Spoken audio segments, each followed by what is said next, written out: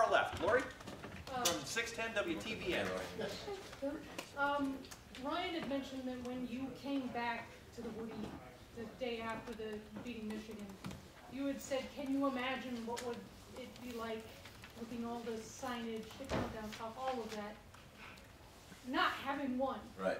It sounds to me that you feel the same way that he does, that it was an awful big relief to come away.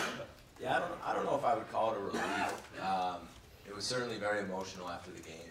I mean, that whole day and that whole experience was, I mean, a game like that is what you dream about. A game like that is why you want to coach college football. Probably the biggest that I've been around at any level in any stadium.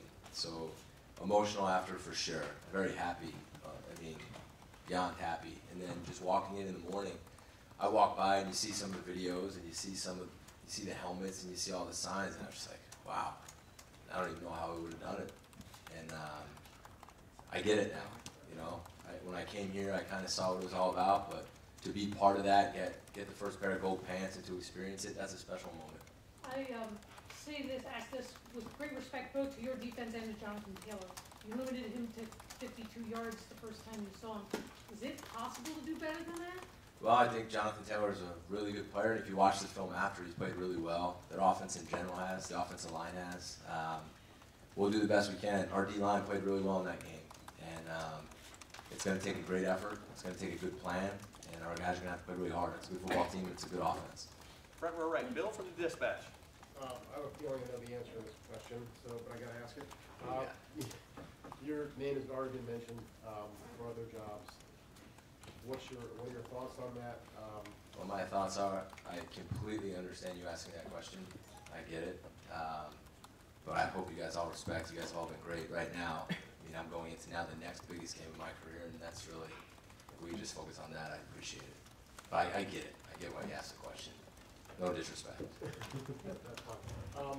In terms of Pete Warner this year, how important has he been to your success as a defense? Really important. I mean, you can see all the different things that he's had to do, and he's been put in some difficult situations lately. His coverage, the way he tackles, the way we can drop him back in the middle of the field, in the deep half. He's so versatile, and he's so tough, and he loves football, and he's so much fun to be around. And he's been so important to the success of this defense and this whole entire team. Why is he fun to be around? Just, he loves ball. He loves being out there. He studies it. He asks really good questions. He's so locked in. I mean, he's the type of guy you dream about coaching. It's so important to him, and that makes it fun to be around him. Fourth row left. Andy from the Lantern. Yeah, Coach. It seemed from my view that you guys switched to more man coverage in the second half as opposed to zone. First off, is that true? And then secondly, what went into that switch? I think we did a little both. I think you saw us change it up a little bit in the second half, kind of towards the end of the second quarter. They came out in a bunch of different personnel groupings, a bunch of different formations, a bunch of different packages that they hadn't shown, and we really just had to respond to it. So you might have saw a little bit more man here and there, but I think if you looked at it, we were pretty balanced towards the end of the half. And then I know this is a question you've been asked quite a bit, at least in similar fashions over here. But what in this secondary allows for that versatility to switch so frequently between man and zone coverage? What allows us to like what from the players, I'm saying. Well, I think it's kind of how you install it. You teach everybody how they fit in each zone that we run. So it's almost like plug and play, right? I teach you how to play this spot, and now I might put you here, but you're doing the same thing. So that's kind of how we've approached that, if that makes sense. And then with the man coverage stuff, that's been a basis of what we do. So we train that every single day. I'm sorry, front row middle. Dave? Jeff, halftime adjustments for you guys, in-game adjustments in general seem to have been so good this year. I think Saturday was a good example of that. They had 250 passing yards, I think, at halftime. Yeah. Second half, I think they were 2 of 24 for less than 50 yards. You guys blitzed a lot. Just how difficult is it to make those in-game adjustments, and how happy are you with the job you guys are doing with that? Well, it's all part of the game, right? And I think I mentioned this before. It's not so much at halftime. Like, I wish you guys could be down there at halftime with us to see how fast it is. I'm not inviting them. When you get down there, and this is, like, probably people don't know, when you get down there, they're like, I'm up in the booth, right? And I have to take sometimes a bus, sometimes a golf cart down, and then I sprint like 20 yards to get in the locker room, and then I'm in there, and then it's like, all right, catch my breath because I'm not really in good shape. And then all of a sudden, you're talking so fast, and you're getting If you wait to do it then, you have no chance. It's literally in between each series, my head's down, we're talking, then all of a sudden I hear punt ready, you know, hopefully Ryan extends it and we don't have to, you know, but it's fast and it's throughout the game. It's really not at halftime. So we try to work the game, so it's every series. And then even going into every game, it's what do we think that we're gonna do? And then what's our plan for that? What if they do this? What's our plan for that? So you kind of have to have a plan of what could happen, and then as it happens in the game, you better be able to adjust. But again, a credit to the players for being able to so quickly change things. It's really credit to them. Third row left, Dick. Oh, I'm sorry. Was Sean out on Saturday? I know you guys went kind of DB by committee with him out. Right. How do you feel like that went? I know Amir played better and better as the game went. Well, one, Amir did do better and better.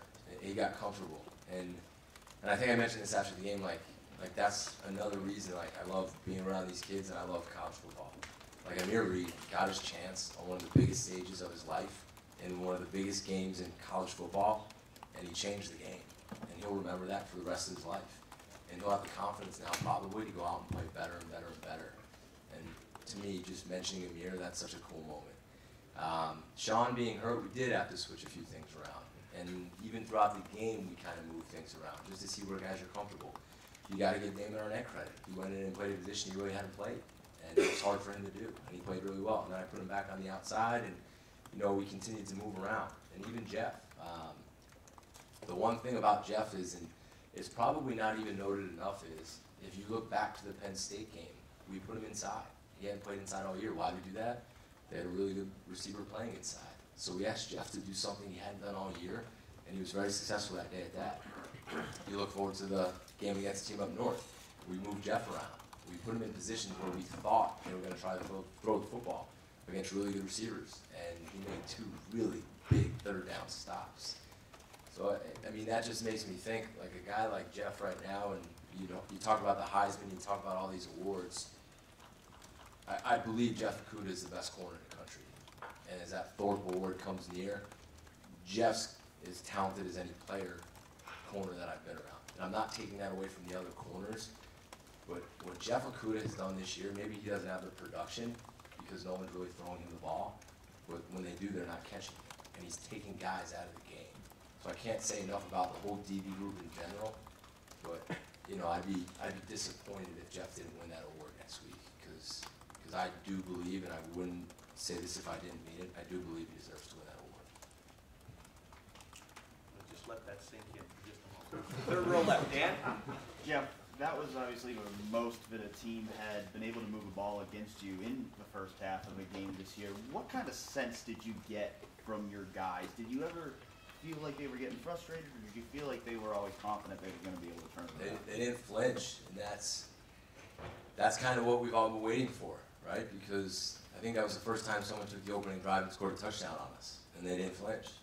And we got on the headsets, we talked through things, and they went back out, and I think we had 2 stops in a row, right? I think we had 2, yeah, we did. They punted 2 more times in a row, and then they had the next drive. But I think it says so much about the players, you know, not have gone through that for an entire season, and then it happened in the biggest game of our season. So again, credit to the players and the coaches on the staff for, you know, just keep punching through. You're gonna get punched in the face, and our guys responded, and that was awesome to see. And you were asked about some of your guys. Marcus Hooker was another guy you guys played more, kind of like more 2 safety look. Kind of what made you decide to put him in there in the second half? Honestly, the way that Hooker has been practicing, and I've said this before, like we practice hard and these guys work. And the way he's been practicing and the way he's been approaching it in the meetings, he deserved to play.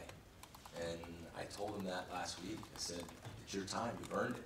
And it just so happened to be in a really big game. But he had a great couple weeks of practice. He's really locked in, and he played really well. He almost had a pick. He had a good PBU on the left sideline. He almost went over the top and made the play. So I was really, again, another guy you're just so happy for. That's why that's such a cool experience.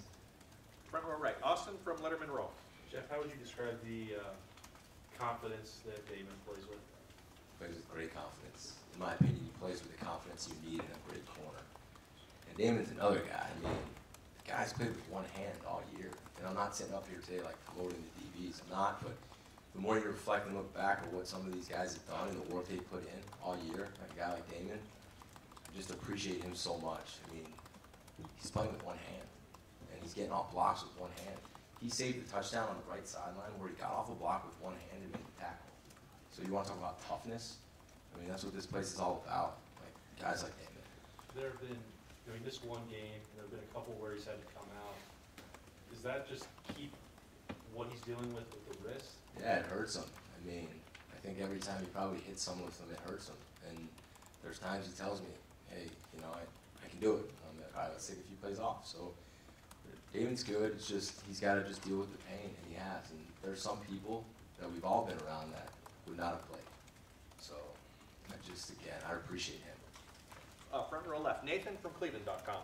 I understand there can be a difference sometimes between statistical production and what an impact a player has on a game, but this was one of Chase's less statistically impactful games.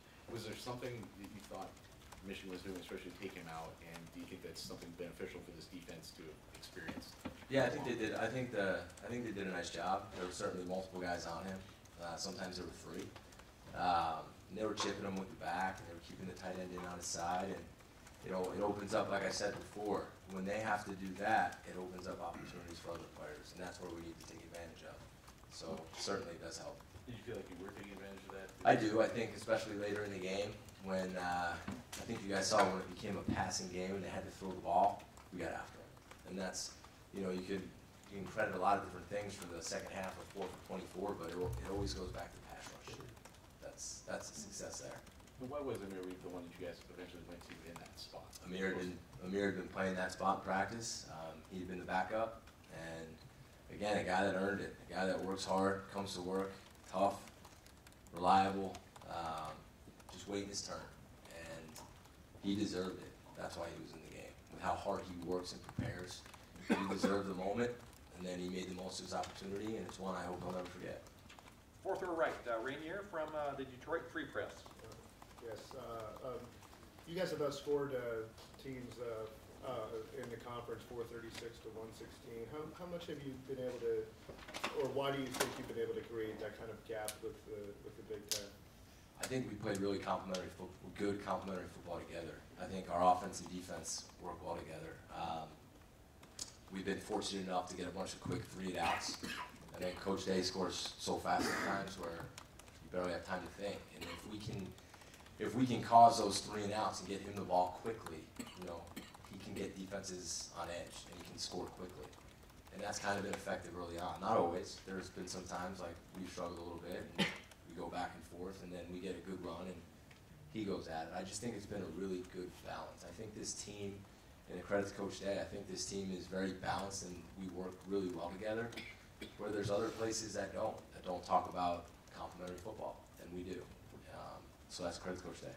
And from your defensive perspective, how advantageous is it to have, the quarterback and running back talent that you guys have had in this recent run at Ohio State, over the years? That's very helpful. I mean, anytime you have a good offense, you're probably going to be playing better defense. It's a lot of times you go up ahead and it turns into a one-dimensional game, right?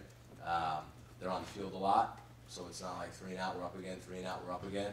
So when you have a good offense and you have the talent like we do on defense, it helps a lot. Front row right, Tim? Yeah, Jeff, that one little rotation y'all did, where y'all got caught in the flip-flop and you're sitting in the press box. Are you screaming at yourself? I mean, what is going on there on that play? And did y'all get a little simpler after that, or maybe not? I wouldn't say we got simpler. We kind of stuck to our plan. I mean, I was calm up there during that moment. I saw what happened. I knew what we did wrong. I clearly didn't coach it well enough.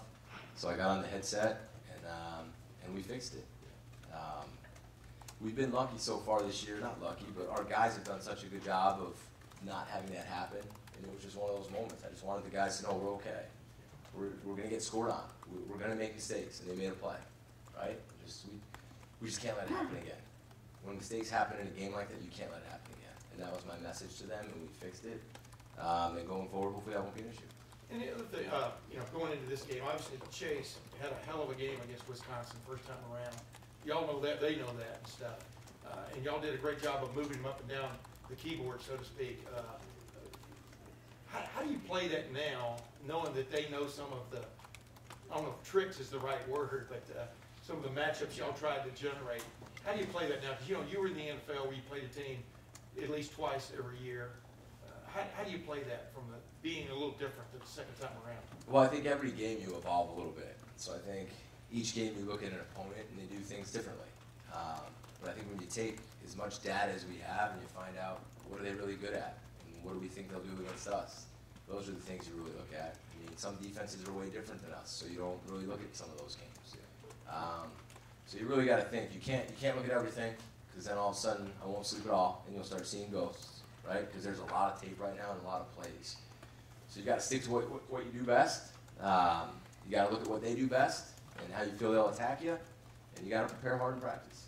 And one quickie, J.K. and Jonathan Taylor, you've seen J.K. in practice and watched a little video, I'm sure, here. You've seen Jonathan Taylor probably in your dreams or nightmare. But how do they compare? How do they compare, in your opinion? I don't want to compare the two. I think they're both really, really good football players. I've seen J.K. a lot. I can't say enough about him. Again, I'm not like up here promoting guys today, but J.K.'s a really good player, and he is an unbelievable person. And you guys probably all know that, which makes it all even better, because there might not be a better guy. And even being a defensive guy, I love being around that guy. So, not comparing the two. Jonathan Taylor's really good. We're going to have to play really good to stop him. Front row middle, Joey? Jeff, just follow up on Chase Young, the way they were putting two guys on and stuff in Michigan.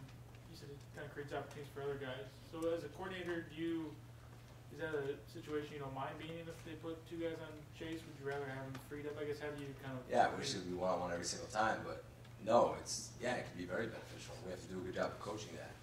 If we see they're doing something to stop them, then we need to do something to counter them. And there's ways to do that. You only have so many guys, right, to block with.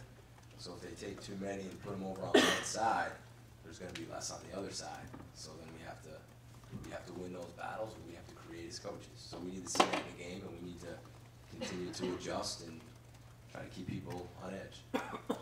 And final questions, third row right. Rob, from the dispatch. Yeah, real quick, one more on Chase. Was this, what they did to him, was that something they just did better than other teams, or did other teams not try that? Why?